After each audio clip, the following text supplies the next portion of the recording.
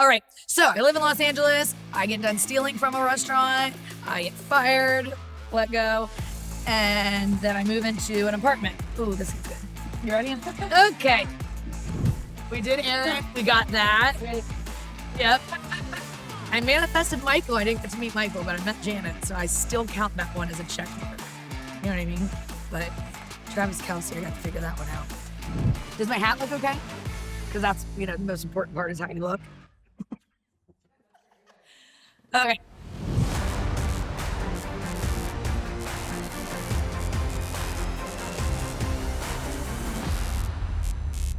So for years, not for years, but for a little while, Chelsea, my best friend who runs all the businesses, basically said that we needed to step up our game and do something like this. And I was never comfortable with it because I don't like to be behind a camera, which here I am. But I didn't really like to be behind the cameras, but we decided to do it anyway. And now we are going to explain to the people what Lacey PAC is.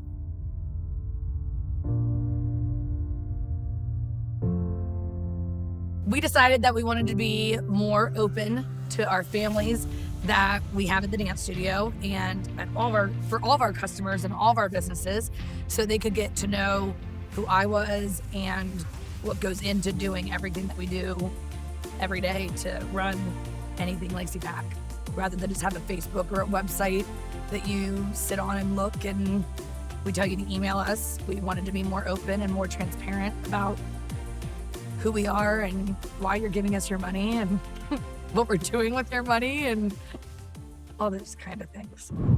I started dance when I was like 5 years old. We started with gymnastics. And I don't know why. I don't know if my mom ever even told me why she put me in. I think it was because Sierra Thompson was in dance, who went to school with me. And she took gymnastics or dance or something. And of course, when you're that age, you're supposed to get into something. And that's when they signed us up for gymnastics. And we took it in downtown Dover at the old Spanish Ballroom with Julie Weaver. She had the backstage dance studio. And I started there. And then gymnastics, I wasn't good at.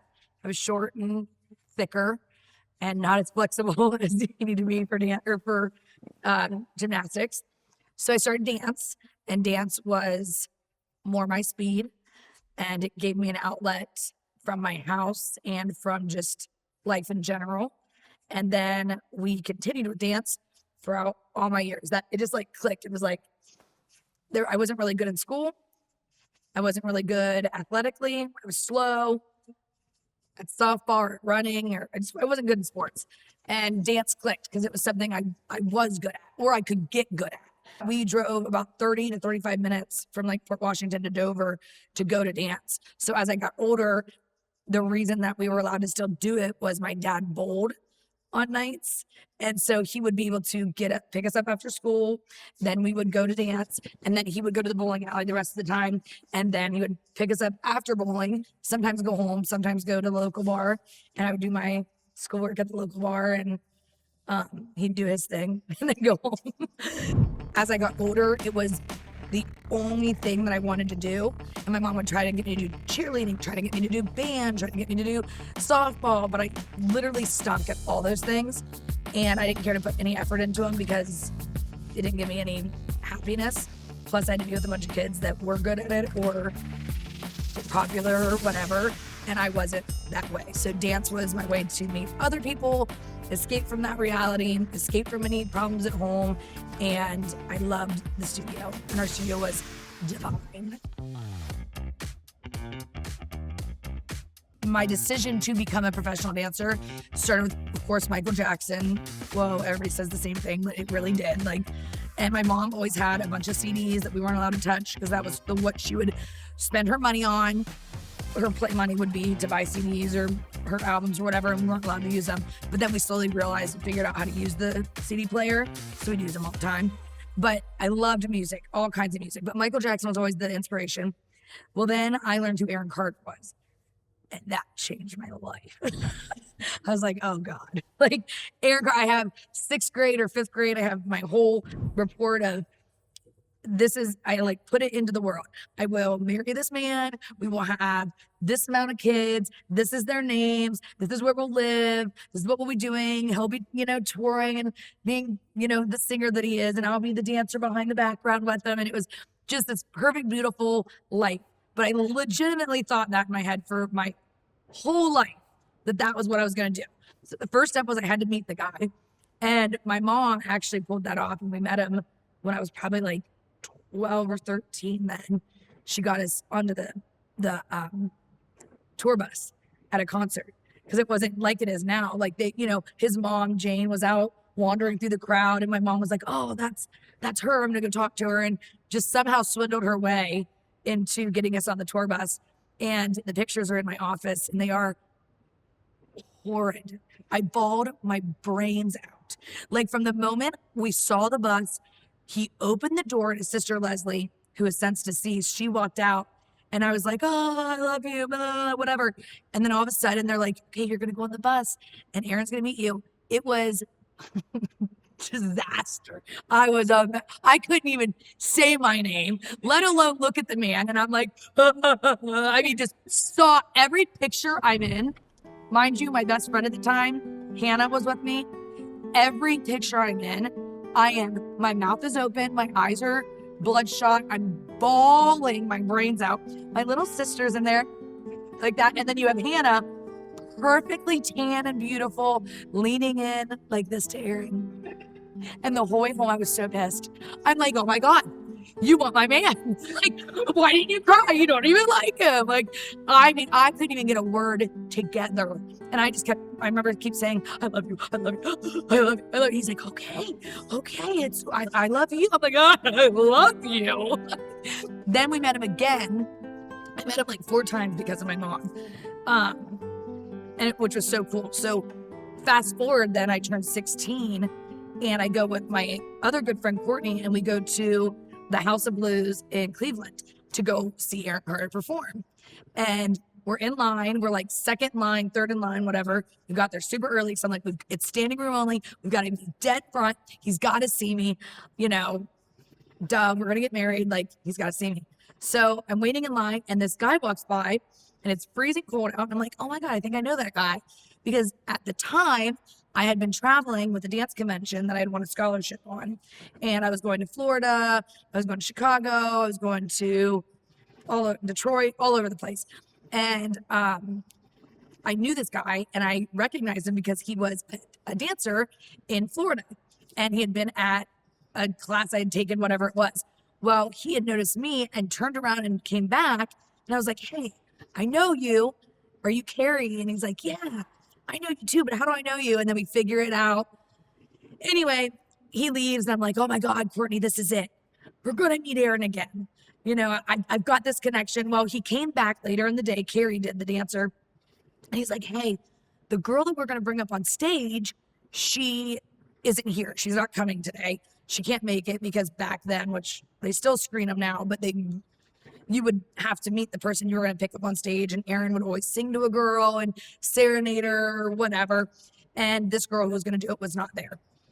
So they're like, we know you know how to get up on a stage. We know you're not going to be weird. We trust you. I've talked to the, manager or whatever. They'll let you go up, but we have to send a bodyguard in with you so that we know where you're at, because it's standing room only and we can get you, and you have to be in the front of the stage. Like, hell yeah. Like, I'll do whatever you need me to do. Just get me in the front of the stage.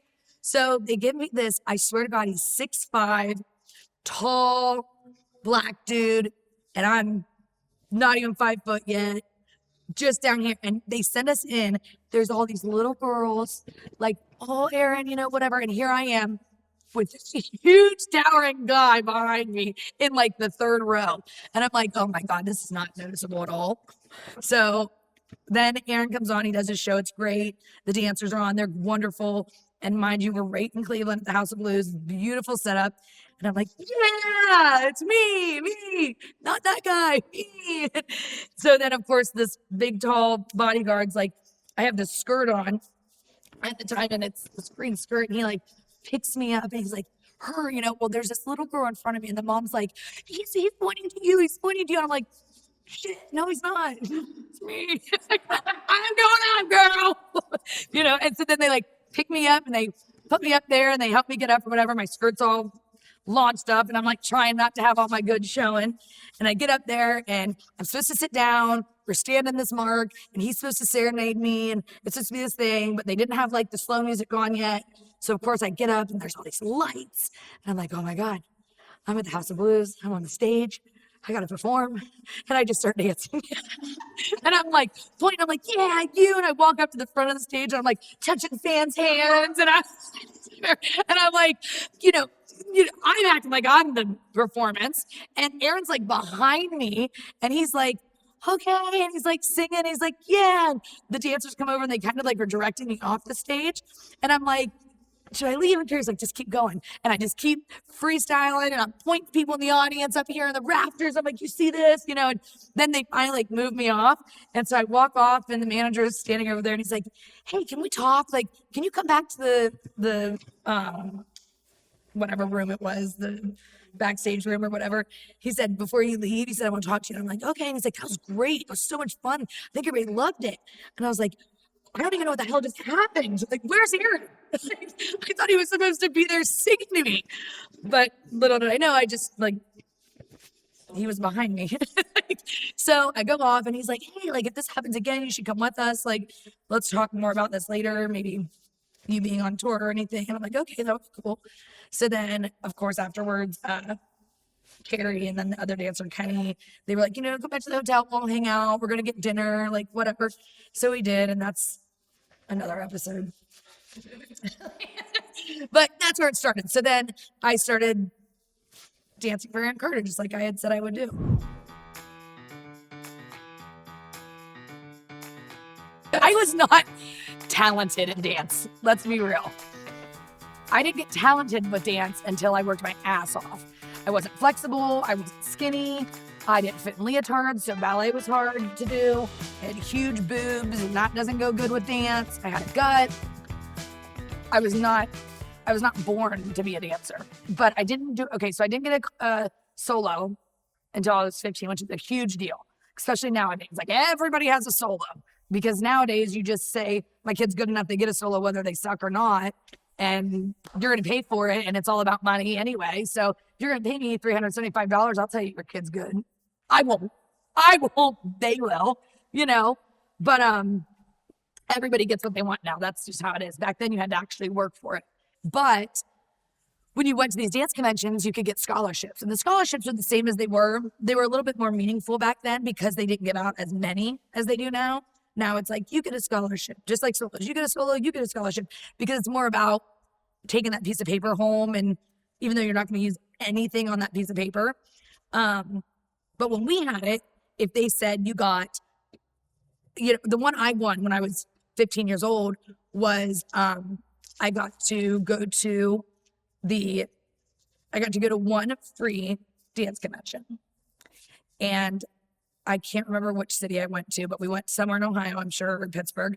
And when I went, the owner of the studio, or the owner of the dance convention, Johnny Smith, we became close with all my teachers because I was one of the kids that would always go up and be like, thank you so much for everything you taught me. It was so awesome today. What a great class.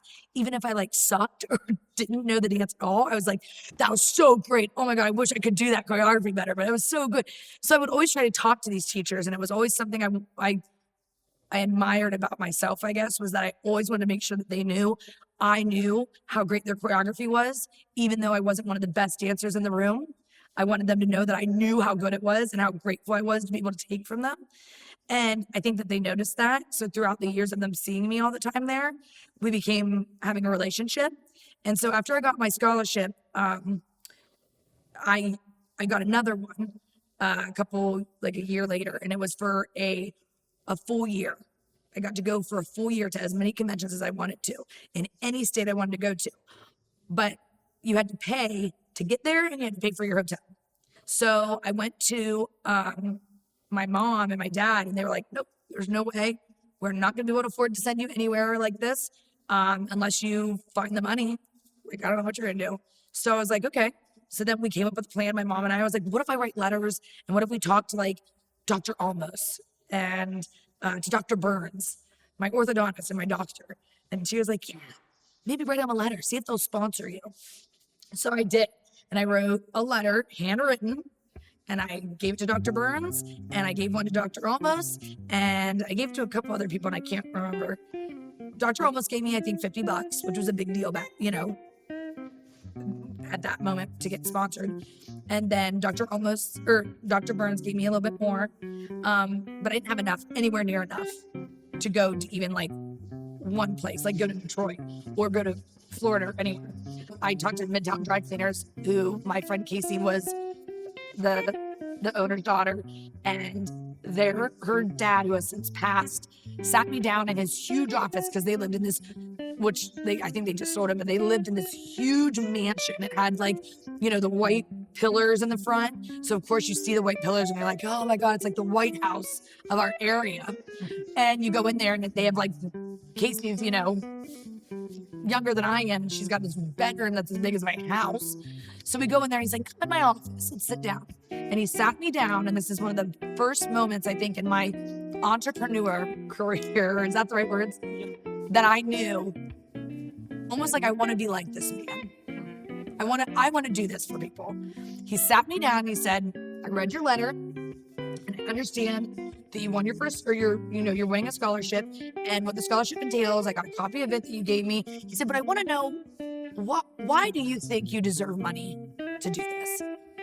And I was like, well, because, at first I was like, because I don't have any money, and I know I'm a good dancer. And then I sat and talked more about it, and I was like, you know what? I know that this is going to make me become a better dancer, because this is what I'm going to do for the rest of my life. So, and as soon as I told him it was my career for the rest of my life, he said, if I give you money to do this, I want an outline of every city that you visit, what you did, what you learned, how it was. Like, I want to know about each city.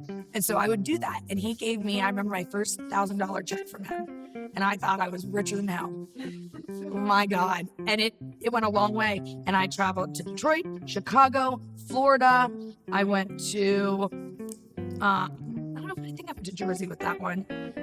Pittsburgh, West Virginia. I went to probably 8 to 9 different cities. And by doing that, I became really close with the teachers, because then not only was I taking class, but when you go, they teach the same routine in every city. So I would go and I would learn this routine, and then I could practice it. So then I knew if I went to Florida and that same teacher was in that area, I already knew the routine. So since I wasn't up with the best dancers yet, and I was still working on my craft, I had a heads up, because I'm like, oh, hell yeah, I already know this routine. I've already been working on it. Now I can pretend like I kind of know it, but I really know it, and go up there. And then I was getting called on stage. So the more cities I went to, the better I got, the more they got to know me, the better they saw me dance. Then they were like, hey, Lacey, come up on stage, assist me right now, because you know it.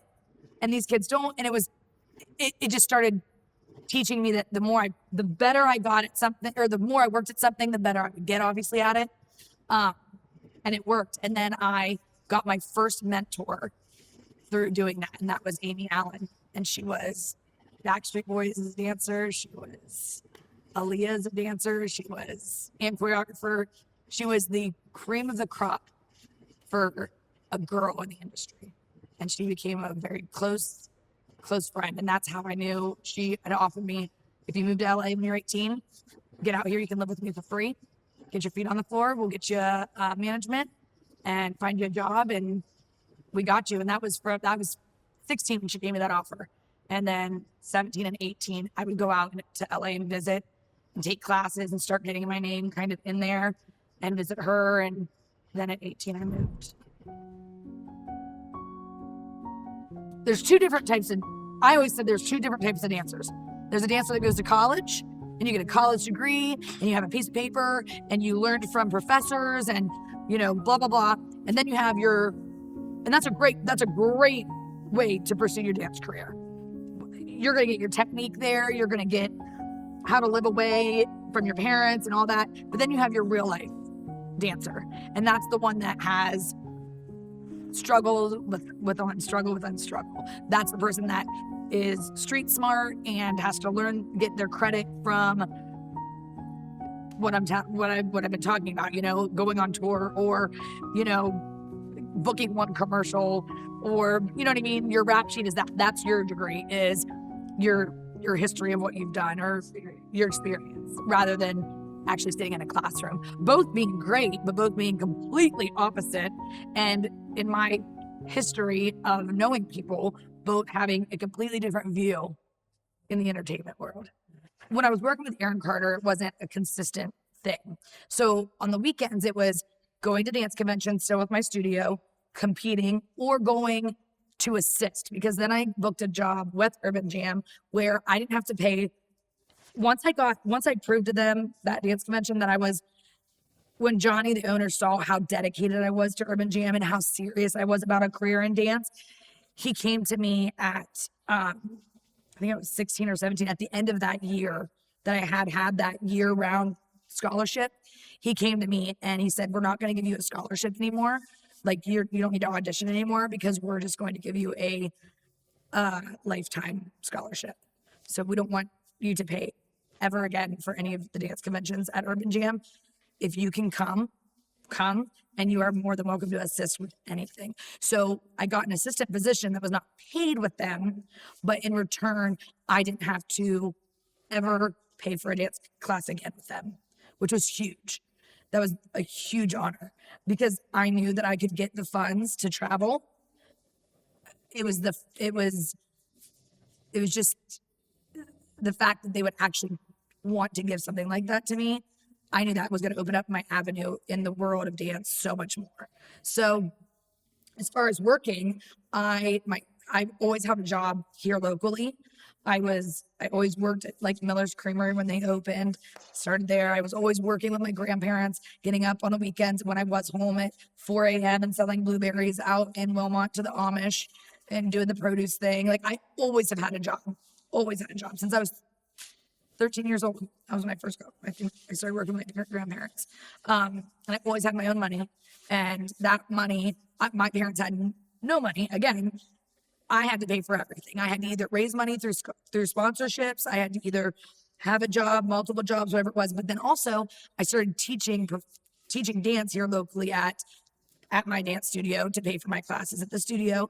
And then I started teaching at other local dance studios. Miss Jennifer's, she has a dance studio in Coshocton. I started teaching it. I was 16, and she told the parents I was 20. I end up, the principal calls me. I have too many school, or I've missed too much of school, too many tardies. If I have one more tardy or one day missed, I'm not allowed to graduate. And at the time, my car, when he called me, was already packed for Los Angeles. So I was like, no, I gotta finish school because I gotta graduate. Well, I wanted to leave a week early to move to Los Angeles because Amy Allen, who I had worked with at Urban Jam and became a big mentor of mine, she had already had a spot for me in her house cleared and ready for me to go. So I needed to get there because I needed to start working and getting an actual job, because as a dancer, you don't rely on touring or on booking gigs, especially in the beginning. You've got to have an actual job, whether it's waitressing, bartending, teaching, dance studios. I needed to get established in LA quickly. Aaron was not on tour at the time, but was going to be doing some performances, and I knew I was going to be booked with those. So the sooner I got to LA, just the better. But my mom begged me to walk across the stage, so I gave that to her. I stayed. I walked across the stage for graduation, and that next morning, my memory of leaving is being at the Speedway in Philly by Dairy Queen, and she's like, "When you pull away, look in the glove box." And all the money I had to leave, to move to Los Angeles, this is the exact amount of money I had, was like $3,100 and that $20 bill. And that was all I had to drive across the country. When we got to Los Angeles, I moved in with Amy. She had a 1-bedroom apartment in Encino, California, which was a beautiful place to start living. I started working in a hair salon, which that was a hell of a job. And I also started working at, it was like a little restaurant, but I wasn't a waitress because you had to be 21 to serve alcohol, so they wouldn't hire me as a waitress. So I had to work behind, it was almost like a Dave & Buster's. I had to work behind the counter, switching all the TVs to the right football game or sports game. And then I had to like give them like the cue ball or I don't know, like there was like darts and then there was pool. And so I worked doing that. And then I was good enough looking, they told me, to work the door. So I got to be the door girl to take the money for the club at night and check them in to do that. So I made more money doing that. So I get there, right? I think, yes, I got a job. I already know Aaron. Him and I are going to be like, great. I'm going to work with him for a while. Well, no. He decides to be a dumbass and he gets into cocaine and gets busted. And then I get a phone call from one of his friends and they're like, hey, just so you know, Aaron's not touring. He's in jail. Like, oh, yeah. Cool. And then he doesn't get out of jail for a while. And then things change with that because then he gets really sick and the tour never happens and I have no job. So as I'm working at this like bar and grill nightclub place, I start getting to learn my first lesson in Los Angeles. This is the first what would I call it?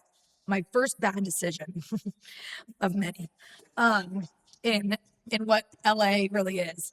I'm 18. I'm working there. Remember, I'm pretty enough to work the front door, and the front door doesn't open until 10 o'clock at night because in LA, you do not start going out until 11 midnight. Midnight's like prime time to go out in LA. You don't go out to a bar and go hang out in Los Angeles or North Hollywood or anywhere at like 8 o'clock. You don't get to dinner at 5:30. You eat dinner at 8:30. And then you go to the club and stuff at midnight because your prime time is midnight to like 3 a.m. That's when everybody's out. And then you sleep till noon. It's this whole different life change. So in learning that, I have to make friends, right? I need to make friends at my job. Well, at my job, everybody's 21 and older, mostly. And I hold myself like I'm older, and I meet these bouncers that are behind me. That I have 3 bouncers behind me at all times at this new job that I have. And, you know, I'm broke and I'm making what? $13, $15 an hour. And the way I make money in the very beginning is from stealing. Is I stole from the club that I worked at because the bouncers for years had the same girl that would allow these people in the door. And they had a system where they would rig it up to, she wore boots and she would stuff money that you like had a clicker to click how many people were coming in. You're taking this amount of money. It's like $35 a person to get in, but it's like 50 for 2, whatever it may be. There's a certain way to steal from the system so that everybody's making more money that's behind this. And me not knowing that, coming in at 18 and needing money and also having these big, huge men behind me, needing to be cool with them. They feel me out for a couple weeks. Okay, she's cool. Then they take me out to dinner with the whole clan. I become part of the group. And then they put the ball on me like, hey, have you ever done X, Y, and Z or stole before? You ever like, they don't say it like that, but you know, feel me out on how to get the scheme to go. And I fall into their scheme of things. And they're like, let's just try this one night. Let's see if we can make you like an extra $100. I'm like, okay. I went from making like $100 to like $500 a night. By the end of the month, everybody's got rent money. And that lasted for like a little over a month until the owners caught on. And they never called me into the office and they never fired me in person. They fired me over the phone in the nicest way I've never been fired. That was the only time I'd ever been fired. And it was so nice. The guy was like, Lacey, we've loved having you. We're doing cuts. We're not making as much money, you know, right now. And we're cutting back waitresses and we're gonna let you go. And I was like, oh, are you sure? And they're like, don't ask questions, just say that you understand. And I was like, okay. Meanwhile, I think a couple of the other guys went to jail. But I did. And I was like, holy shit. Oh my God. And I walked away from that job learning a lot. And I did not work in a restaurant ever again in Los Angeles. But I did make rent that way for a couple months. So that was good. Then I decided to leave Encino and get my own place. And I had booked a gig with Young Jock. And no one will know who that is now, but you remember the song, Does Your Chain Hang Low? Da, da, da. Do you remember? Okay, that like the night, okay, early 2000s. And he was doing a MTV pop-up show and I booked it. And it paid enough for 1 month rent. And I was like, hell yeah. So I booked it and all I had to do was just like bobble around behind him a little bit. There was no real choreography. So really put all that work, all those hours of dance class paid off. So I did that job, paid rent again. And in LA, when you're 18, it's almost like month to month. Like you look at your bank account and you're like, okay, I can live 1 more month out here. I can pay $750 1 more month. Insurance, I got that covered for my car. You know, like you're looking at it's piece. It's every month is, am I staying or am I leaving? Am I staying or am I leaving? And so I think I made it out there for like 4 months before I had to come back home. And I think I came back home, flew back home, and thank God for Ron Rosenthal, who owned Hog Heaven, because he hired me and let me work at Hog Heaven in and out for the 3.5 years that I was in and out of Los Angeles. Every time I come home, do you have a gig for me? I need a gig. I've got to work. I've got to wages. I need money. You know what I mean? So I'd work here for like a month, make a bunch of money, and then I would fly or whatever right back out to LA. And in between doing that for 3 years, because I never lived in LA for just a flat 3 years. I never just sat in and lived there and was like, this is my home address. I never had a doctor out there. I never had a bank out there. I never fully committed to Los Angeles because I think I always knew in the long run, I don't know if this is where I'm going to be. All right, so I live in Los Angeles. I get done stealing from a restaurant. I get fired, let go, and then I move into an apartment. Ooh, this is good. You ready? Okay. I'm sitting on the couch with my roommate at the time before I moved, and this is my eye opener to this. I'm in a whole different world than I thought I would be in. And I looked at Amy, who's a close friend. I trust her, and I said, Amy, I've been thinking a lot about my character in Los Angeles, who I am as a dancer, what category I am in. And I want to know what you see when you look at me. Like, tell me somebody that's famous right now, that's on TV, that's like an actress or something that is a known name. Who would you look at me through your eyes and say that I relate to or that I look like? You know what I mean? And I'm thinking, okay, she's going to say like, I don't know, Hillary Duff or something. And my roommate looks at me and goes, and this is not a bash on the person because I've met this person and she's wonderful and she's so talented, but this is not what I saw in the mirror. And at the time, yeah. And she looks at me and she goes, Raven Simone.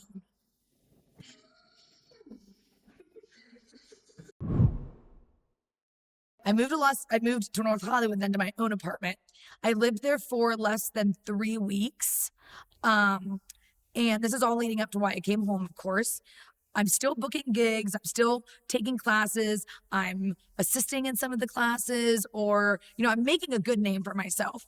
And I move into this 1-bedroom, $1,300 a month apartment. I was broken into and I woke up with a man kneeling at the end of my bed, at the end of my futon. And all, this is another story, of course, that we can do later. But I just remember I rolled over and he was kneeling at the end of my bed, and we were face to face, and I like scooted back and he was like, oh.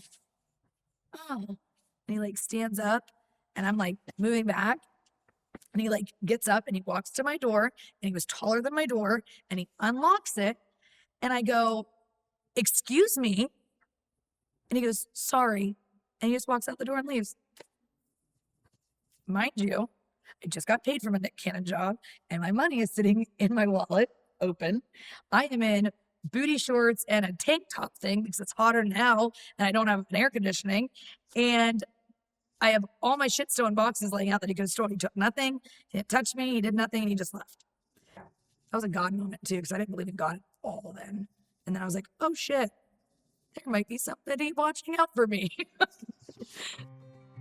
I realized that I had 2 choices getting older, getting into my 20s. One, keep living the starving dancer, never satisfied, always reaching for more, never having a family, never having a stable home, stable income, stable life, always moving at 100 miles per hour, or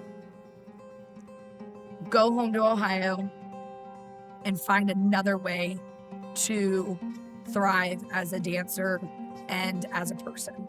Try to find who I am in a different light that LA isn't where I'm residing. When you live in Los Angeles and you're in the entertainment industry, no matter what part of it you're in, there's no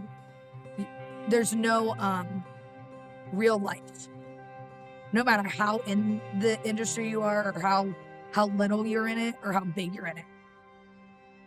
Whether you're Jennifer Lopez or whether you're me, it's not real life. The truth is that I have so many friends still out there in the industry, and they're doing wonderful. But I can count on my hand how many of them have a family, a home that they own, a car that they own, real friends, children. And I can't count, I can't tell you. The list will go on and on of those that I know that are still to this day struggling with self-identification, struggling on what their next big job is, even though they've worked for the biggest entertainers in the world. There is no next big job. But that self-worth is not there because they still are thriving every day for it. So I think I looked at the bigger picture and was like, you know what? I did a lot of cool damn things, and I have a name that I made for myself out here that's pretty decent. And I have a lot of cool stories and friends, and I've learned and I've lived and I've met and I've seen and I've heard and all that, all the shit I've ever wanted to do. I've checked everything off my list. But now I need to come home, because if I don't now, it's not going to end. The end of that story or the end of that chapter in my book wasn't going to be a good ending. It was going to be a really bad one. So I got to end it nicely, come home, and start a new chapter, and start a new way of living and a new way of looking at the world, and still have a good ending out there to continue on, if that makes sense.